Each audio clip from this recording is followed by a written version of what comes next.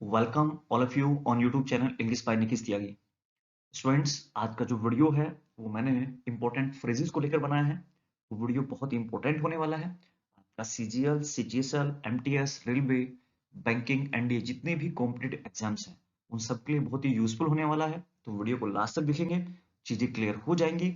और वीडियो अगर अच्छा लगता है तो गाइस लाइक, शेयर और सब्सक्राइब करना ना भूलें। आइए बात करते हैं। फर्स्ट वर्ड है जोंडिस्ड आई। अब क्वेश्चन ये है कि जोंडिस्ड आई का मीनिंग क्या होता है। जोंडिस तो हम लोग समझते हैं भाई, किसी को पीला हो जाता है ना, कोई आदमी पीला पड़ जाता है, हम कहते हैं पीलिया हुआ है, तो उसको जोंडिस बोला जाता है। लेकिन यहाँ पर जो बात कर रहा है वो आई ही क्या है, जोंडिस आई है। अगर मैं हिंदी मीनिंग की बात करूं गाइस, देखिए हिंदी मीनिंग मैंने यहाँ पर नहीं लिखा। क्यों नहीं लिखा? एक्चुअली मेरा जो है ना वो हिंदी वाला ऑप्शन है वो काम नहीं कर रहा है। तो जोंडिस आई का मीनिंग सब लोग समझिए। मीनिंग है पक्षपात पूर्ण दृष्टिकोण। जब पक्षपातपूर्ण नजरिया, सपोज करिए भाई दो पर्सन्स हैं या दो सोसाइटी हैं या दो कम्युनिटी हैं या दो पार्टी हैं, तो आपका जो झुकाव है वो एक पर्सन्स की तरफ है या एक पार्टी की तरफ है। तो उस समय आपका जो दृष्टिकोण है वो पक्षपात हो गया ना। मतलब जब किसी पर्सन की तरफ आपका झुकाव ज्यादा होता है ना, पक्षपातपूर्ण, जब किसी का फेवर लेते हैं, तो वहां पर आपका जो दृष्टिकोण है वो जोंडिस्ड आई हो गया है। नाउन है। अगर पार्ट ऑफ स्पीच की बात गाइस बात करता हूं तो क्या है, नाउन है। अच्छे से सब लोग समझ लीजिएगा ताकि आप लोग को क्लियर हो जाए। पार्ट ऑफ स्पीच में आप लोग लिखेंगे क्या गाइस, नाउन। आई होप सो क्लियर हो गया होगा जो मैं लिख रहा हूं। तो हिंदी में मीनिंग जरूर लिख लीजिएगा, पक्षपातपूर्ण नजरिया या पक्षपातपूर्ण क्या होता है भाई, पक्षपातपूर्ण नजरिया कहिए या पक्षपातपूर्ण दृष्टिकोण कहिए, जो भी आपको कहना है। तो हिंदी भैया, हिंदी मीनिंग आज मैंने नहीं लिखा है, इसको आप लोग लिख लेंगे यहाँ पर आसानी से। ठीक है, आइए आगे बात करता हूँ। देखिए क्या है, अगर हम आगे बात करें तो गाइस मैंने क्या लिखा है, एग्जाम्पल को यहाँ समझो। अगर एग्जाम्पल क्लियर हो जाएगा तो चीजें क्लियर हो जाएंगी। You should not look on the poor with a jaundiced eye. भाई तुम्हें क्या करना चाहिए, तुम्हें नहीं देखना चाहिए गरीबों को, किसके साथ भाई, पक्षपातपूर्ण तरीके से उनको नहीं देखना चाहिए।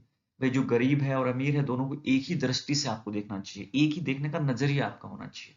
तो एग्जाम्पल से चीजें क्लियर होगी होंगी। हिंदी मीनिंग लिख लेंगे, पक्षपातपूर्ण रवैया, नजरिया, ये दृष्टिकोण। सेकंड वर्ड देखिए गाइस क्या है, सेकंड वर्ड भी इंपॉर्टेंट है, बड़े अच्छे से आप लोग समझे, चीजें क्लियर हो जाएंगी। Jail bird. हिंदी मीनिंग देखिए मैंने क्या लिखा है, सॉरी हिंदी मीनिंग मैंने यहाँ लिखा है नहीं, मीनिंग लिख लेंगे। ऐसा कोई पर्सन जो बार बार भैया, बार बार जेल जाने वाला अपराधी। भाई क्राइम किया है फिर जेल जाता है, ऐसे बहुत सारे लोग हैं भाई जो बार बार क्राइम करते हैं और बार बार जेल चले जाते हैं, उनको जेल बर्ड बोला जाता है। तो जेल से याद कर लो, ये जो बर्ड है भैया वो जेल में रहने वाला है। हिंदी में लिख लेंगे, लिखिए सब लोग गाइस, बार बार जेल जाने वाला अपराधी या क्रिमिनल, जो भी आपको कहना है। एक ऐसा पर्सन भैया जो बार बार जेल जाता है उसको जेल बर्ड बोला जाता है। एग्जाम्पल से देखो अच्छा क्लियर होगा। When I discovered that he used to be a jailbird, I dismissed him at once. जब मैंने ये देखा, मैंने पाया कि भैया वो अपराधी है और बार बार जेल जाता है, तो मैंने उसको क्या कर दिया, तुरंत मैंने उसको आई डिसमिस्ड, तुरंत मैंने उसको निकाल दिया। ठीक है ना भाई, मैंने जॉब पर रखा हुआ था लेकिन जॉब से मैंने उसको I dismissed from the job, sorry I dismissed him from the job. ऐसे आप लोग समझ सकते हैं भाई। जैसे मुझे पता लगा कि बार बार ये जो है ना पर्सन बार बार कहाँ जाता है, जेल जाता है, तो उसको मैंने क्या कर दिया, डिसमिस्ड कर दिया। तो हिंदी में समझ में होंगे, एडजेक्टिव की तरह यूज करते हैं। जैसे हम लोग कहते हैं he is a jail bird, और जोंडिस्ड आई को किसकी तरह कहा है गाइस मैंने, नाउन की तरह कहा है। I hope. आइए बात करते हैं थर्ड पर गाइस। थर्ड बहुत इंपॉर्टेंट है, एग्जाम में कई बार पूछा गया है। In black and white. Hindi meaning की बात करें, अगर कुछ चीज रिटर्न में होना, हम लोग अक्सर कहते हैं तो इस चीज को ना, ये जो वसीयत है इसको रिटर्न में लिखिए इसमें, या फिर ये जो वर्क है इसको भैया रिटर्न में दीजिए मुझे, ये जो कंप्लेन है उसको रिटर्न में दीजिए। कोई चीज लिखित में होना तो इन ब्लैक एंड व्हाइट में होना है। इन ब्लैक एंड व्हाइट को अगर पार्ट ऑफ स्पीच की बात करता हूं तो गाइस हम लोग एडजेक्टिव की तरह यूज करेंगे, है ना। मैंने जो कंप्लेंट ली थी, जो कंप्लेंट आई थी भैया वो रिटर्न में थी, किसमें थी, रिटर्न में थी। यहां से और क्लियर होगा आपको। तो हिंदी में लिख लो पहले तो मीनिंग भैया लिखित, कोई चीज लिखित में होना, इन ब्लैक एंड व्हाइट है। Put down your statement in black and white, भाई अपना जो स्टेटमेंट है वो दो किसमें, इन ब्लैक एंड व्हाइट में दीजिए, लिखित में दीजिए। I hope so guys third clear हो गया होगा। फोर्थ की बात करता हूं, jump to a conclusion. Guide बहुत अच्छा है, जब आप जंप कर जाते हैं सीधा कंक्लूजन पर आ जाते हैं, मतलब आप किसी भी चीज के बारे में पूरा विचार नहीं किया और सीधा किस पर आ गए, रिजल्ट में आ गए। तो हिंदी में लिख लो, है ना, don't think completely about something, don't think ना अबाउट समथिंग कंप्लीटली, किसी भी चीज के बारे में पूरी तरीके से आपने सोचा ही नहीं है। हिंदी में लिखिए पूरा विचार न करते हुए, पूरा विचार न करते हुए सीधा किस पे आ जाना, रिजल्ट पर आ जाना। देखो जंप का मतलब होता है कूदना, तो ये कूद गया कहां पर, एकदम रिजल्ट पे आ गया। मतलब इसने चीजें अच्छे से पूरी तरीके से चीजों पर जो भी मैटर था उस पर पूरा अच्छे से विचार नहीं किया, सीधा फाइनल रिजल्ट की बात कर रहे हैं। अक्सर हम लोग कहते हैं भैया तुम्हें ना रिजल्ट की बात नहीं करनी चाहिए। देखिए एग्जाम्पल मैंने लिखा है, you shouldn't jump to a conclusion. तुम्हें पूरा विचार ना करते हुए कंक्लूजन पर नहीं आना चाहिए भाई, पहले मतलब पूरा विचार करिए उसके बारे में तब कंक्लूजन पर आइए। अक्सर हम लोग क्या करते हैं, चीजों को डिस्कस ना करते हुए सीधा कंक्लूजन पर आ जाते हैं, निष्कर्ष पर आ जाते हैं। तो यही कह रहा है कि don't jump to a conclusion, भैया सीधा कंक्लूजन पर मत आइए। तो कोई हिंदी मीनिंग लिख लीजिएगा, पूरा विचार न करते हुए। आई hope so that is clear, मेरे ख्याल से क्लियर हो गया होगा गाइस। तो आगे चलते हैं भैया फिफ्थ में। फिफ्थ है आपके पास इनवोक। देखिए वोक का मतलब क्या होता है, इनवोक प्रचलन में होना। कोई चीज, अगर हिंदी मीनिंग की बात करता हूं, क्या है, प्रचलन में होना। अगर कोई चीज बहुत ज्यादा फैशन में है इस समय, है ना, जैसे कपड़े हैं भैया, आजकल जो है ना छोटे छोटे कपड़े पहनने लोग बहुत ज्यादा पसंद कर रहे हैं। खासतौर से अगर बात करें जितने भी एक्टर्स हैं, है ना, एक्टर्स है क्या, प्रचलन में होना।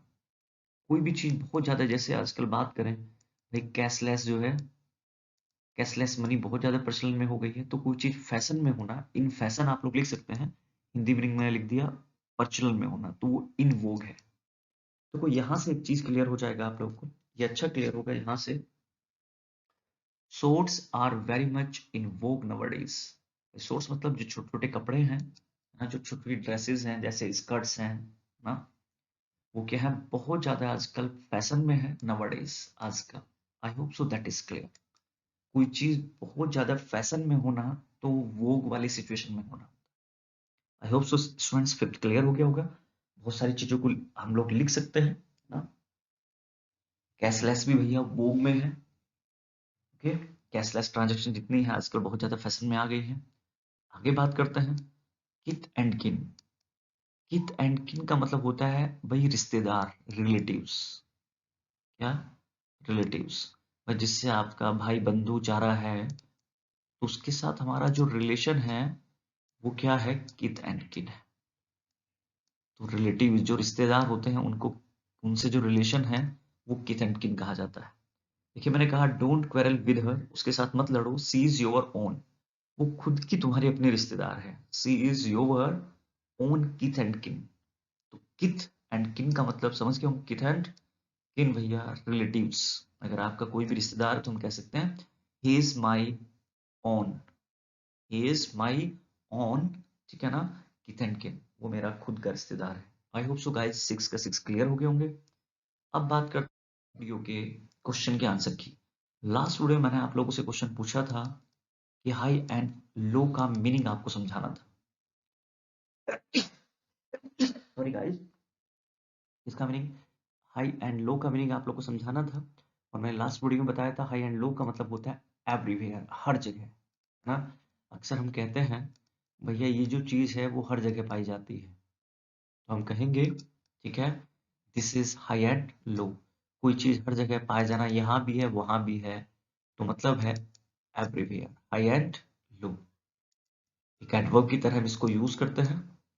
कोई भी सब्सटेंस है ना, लोग कह सकते हैं भैया जो सोल्ट है, salt is high and low. Salt जो होता है, जो सोल्ट होता है भैया वो हर जगह पाया जाता है। सोल्ट ही नहीं भाई, कपड़ा भी देखिए, क्लोथ की बात कर रहे हैं ना, बहुत सारी चीजें हैं जो हमारी डेली लाइफ से जुड़ी हुई हैं जो हर जगह पाई जाती हैं, तो उसको हाई एंड लो बोला जाता है। गाइस अब बात करते हैं, लिख लेंगे हिंदी में, अगर लिखना चाहे लिखेंगे हर जगह, क्या, हर जगह। हिंदी भी देखिए साथ साथ में बता के चल रहा हूँ आप लोग को। अब बात करते हैं आज के क्वेश्चन की। आज का क्वेश्चन है गाइस, आपको मुझे मीनिंग बताना है इनअफिक्स का। इनअफिक्स का मीनिंग के साथ साथ आपको मुझे एक सेंटेंस में यूज करके भी बताना है। गाइस मैक्सिमम लोग कमेंट किया करो, क्योंकि आप लोग जब कमेंट करेंगे तो आपका स्पेलिंग मिस्टेक भी ठीक होगा। इनअफिक्स एसएससी में, बैंकिंग में भाई बहुत बार ये क्लोज टेस्ट में पूछा जाता है, रीडिंग कॉम्प्रिहेंशन में पूछा जाता है। ये वही वर्ड है जो आपके एग्जाम के लिए बहुत ही यूजफुल है। तो गाइज अगर वीडियो अच्छी लगती है तो लाइक शेयर और सब्सक्राइब भी कर दें। मिलता हूं नेक्स्ट वीडियो के साथ, तब तक के लिए अपना ध्यान रखिए। Take care and bye bye all of you.